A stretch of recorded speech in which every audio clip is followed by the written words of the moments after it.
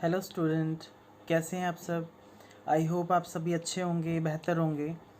तो student, previous class में हम लोगों ने क्या पढ़ा था, फर्स्ट एड किट के बारे में। अगर हमारा कहीं पे कोई भी पोर्शन जल जाता है तो हमें क्या करना है, या फिर हम कहीं पे कट जाते हैं तो हमें किस तरीके से अपनी बॉडी को प्रिक्योर करना है या किसी दूसरे की हेल्प करनी है। देन नेक्स्ट हमारा टॉपिक क्या है, bee stings and insect bites. जब हमें कभी कभी मधुमक्खी या वैस्प या किसी भी चीज़ से हमें कोई हर्ट पहुंचता है या हमें काट लेते हैं या कोई और इंसेक्ट काटता है तो हमें क्या करना चाहिए। In case of a bee sting और an insect bite, remove the sting bat carefully using a forceps. क्या करना है, अगर हमें कहीं पे मधुमक्खी ने काट लिया है तो हमें क्या करना है, पहले जो स्टिंग है उसका जो डंक है उसको बहुत ही आसानी से, मतलब बहुत ही केयरफुली निकालना है। फोर्स कैप से मीन्स क्या, एक चिमटी होती है उसके थ्रू आपको निकालना है। देन क्या करना है, वॉश करना है अफेक्टेड एरिया को।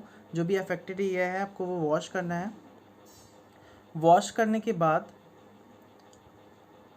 पानी से अच्छे से साफ करने के बाद क्या करना है, use ice pack to ease the pain and swelling. क्या होगा, जो भी हम आइस पैक लगा रहे हैं या फिर बर्फ़ का टुकड़ा लगा रहे हैं उससे क्या होगा, हमारा दर्द और स्वेलिंग दोनों ही कम हो जाएंगे। अप्लाई एंटीसेप्टिक क्रीम और baking soda on the injured part. Antiseptic cream को हम यूज़ कर सकते हैं या बेकिंग सोडा, घर में होता है, घरों में बेकिंग सोडा होता है, उसको हम लगा सकते हैं जिस पार्ट पे हमें मधुमक्खी ने काटा हुआ है, ठीक है, या फिर किसी और इंसेक्ट ने काटा है। तो स्टूडेंट क्या करना है, पहले क्या करना है, अगर आपको किसी भी इंसेक्ट ने काट लिया, जैसे मधुमक्खी या फिर बरैया ने काट लिया या फिर वैस्प होता है, और भी कई होते हैं जो बहुत ही ज़्यादा उनमें उनके काटने से बहुत प्रॉब्लम क्रिएट होती है। देन क्या है, उसको क्या करना है, पहले आपको स्टिंग को निकालना है। स्टिंग को निकालने के बाद आपको क्या करना है, उस एरिया को अच्छे से वॉश करना है। फिर उसके ऊपर बर्फ़ के टुकड़े को लगाना है, जिससे क्या होगा, हमारे पेन और स्वेलिंग नहीं आएगा। दूसरा क्या है, घरों में हमारे एंटीसेप्टिक क्रीम्स भी होती हैं, बेकिंग सोडा भी होता है, और उसको क्या करना है, इंजर्ड एरिया पे अप्लाई करना है।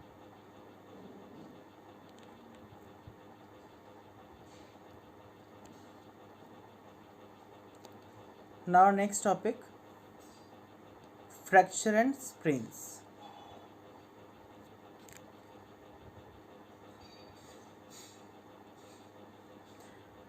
Fracture occurs due to breakage of bones. फ्रैक्चर कैसे होता है, जब हमारी बोन ब्रेक हो जाती है, या कई बार बोलते हैं हाथ टूट गया, पैर टूट गया, उंगली टूट गई। तो क्या होगा, टूटने का क्या है कि जो भी बोन है उसमें ब्रेकेज आ जाती है, ब्रेक हो जाती हैं। A fracture without any visible external injury can be identified by the inflammation of the injured part. जो भी हमारा फ्रैक्चर होता है उसको हम विजुअल नहीं देख सकते, मतलब सिंपली इन अपनी आई से, नेक्ड आई से नहीं देख सकते ऐसे, क्योंकि वो क्या है, हमारी बॉडी के इंटरनल ऑर्गन्स में ही होता है। इंटरनल ऑर्गन्स का मीन्स क्या है, हमारी इंटरनल बोन्स के अंदर। इंटरनल ऑर्गन्स और भी होते हैं बट इंटरनल ऑर्गन्स यहाँ पे नहीं होंगे, वो क्या होंगे, इंटरनल पार्ट है। पार्ट क्या मीन्स क्या हो गया, बोन्स हमारी क्या है, स्किन के अंदर होती हैं। So that's why we can say these are the internal. Okay, the limb could also be twisted and unnatural angle। Means जो लिम्स हैं, हमारे 4 लिम्स होते हैं, हाथ और पैर, 2 हैंड्स एंड 2 लेग्स। तो क्या होता है, अननेचुरली एंगल मीन्स जो हमारा प्रॉपर एंगल है, नेचुरली एंगल है, उससे डिस्प्लेस्ड हो जाते हैं, जिस वजह से क्या होगा, फ्रैक्चर का काज हो जाता है। In case of a fracture, immobilise the injured part immediately. जो भी इंजर्ड पार्ट है, जो भी इंजर्ड पार्ट में प्रॉब्लम क्रिएट होती है, उस केस में क्या है, हमें ये देखना है कि इंजर्ड पोर्शन में क्या प्रॉब्लम है, या जो भी हम यूज़ कर रहे हैं एम्बॉलिश पार्ट यूज़, जो भी हमारे हाथ या पैर हैं उनको, उनके लिए क्या है, वो काम करना बंद कर देंगे। अगर किसी के हैंड में फ्रैक्चर है, हाथ में फ्रैक्चर है, तो वो अपने कफ या फिर ग्लास को नहीं छू पाएगा या फिर उठा नहीं पाएगा, क्योंकि वो उसका पोर्शन, हाथ का जो पोर्शन है, लिम्स उसके यूज़ नहीं कर पाएगा, काम नहीं करेंगे। Do not attempt the strain the limbs और push the backbone back into its place. भाई जहाँ पे चोट लगी हुई है वहाँ पे क्या करना है, ऐसा नहीं हड्डी को आगे पीछे करना है, जैसे भी है उस केस में छोड़ दो। देन क्या करना है, हमें डॉक्टर से ही कंसल्ट करना है सारा कुछ।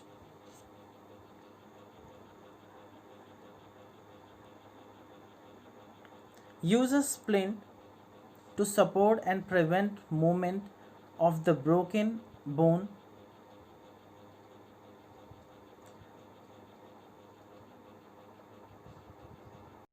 Secure it in place by the tying with a piece of cloth.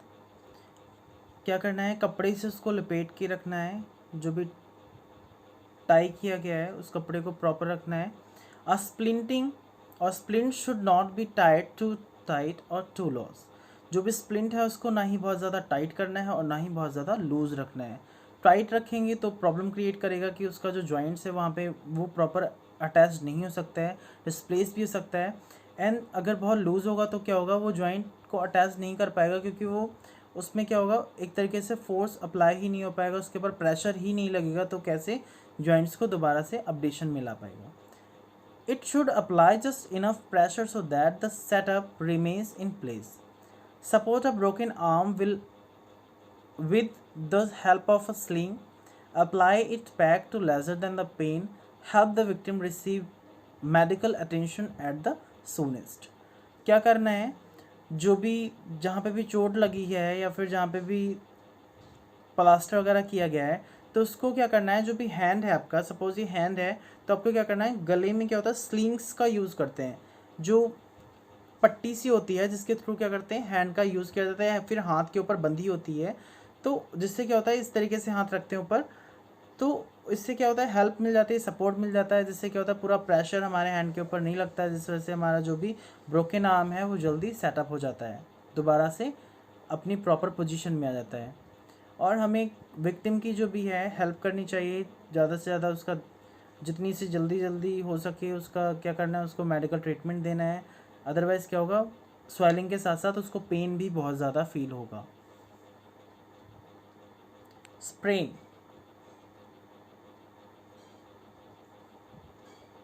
Sprain occurs when the ligaments attached to the bones get torn or damaged. Sprain क्या है, अगर जो लिगामेंट्स होते हैं वो कई बार ब्रोक हो जाते हैं या फिर टूट जाते हैं या फिर मतलब डैमेज हो जाते हैं, देन क्या होता है, हमारी बॉडी में पेन स्टार्ट हो जाता है जहाँ पे भी उस तरीके की प्रॉब्लम हो जाती है. जैसे कई बार गिर जाते हैं, गिरने से क्या होता है, स्प्रेन का काज हो सकता है, लिगामेंट्स के टिश्यूज़ ब्रोक हो सकते हैं. देन पेन होगा, पेन के लिए क्या है, अगर पेन किलर का यूज़ कर सकते हैं, पेन रिलीविंग मेडिसिन यूज़ कर सकते हैं, ऑइंटमेंट्स का यूज़ कर सकते हैं. ऑर्नामेंट्स का यूज़ कैसे करेंगे, ऑर्नामेंट का यूज़ क्या है, जैसे जो भी मेडिसिन, जो भी आप उसको क्या बोलते हैं, जो ट्यूब यूज़ कर रहे हैं या फिर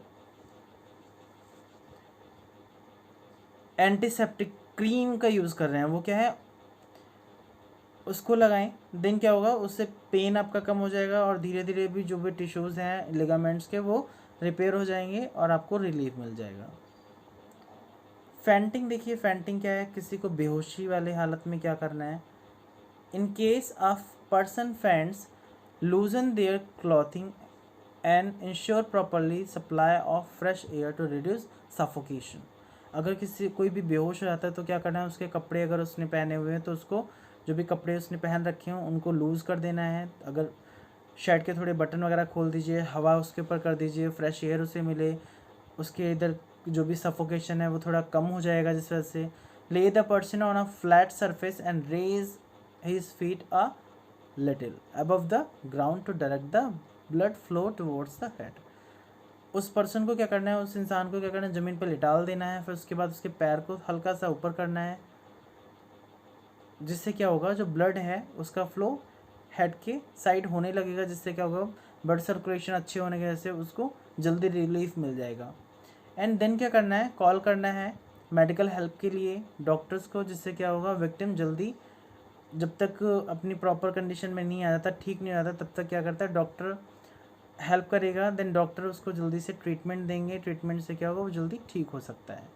ओके, तो क्या करना है, call for a medical help immediately and stay with the victim by the time it's arrive. जब तक वो ठीक नहीं जाता तब तक उसके साथ हमें रहना है. Okay student, I hope you understood this full chapter. पूरा चैप्टर आपको समझ में आ गया होगा.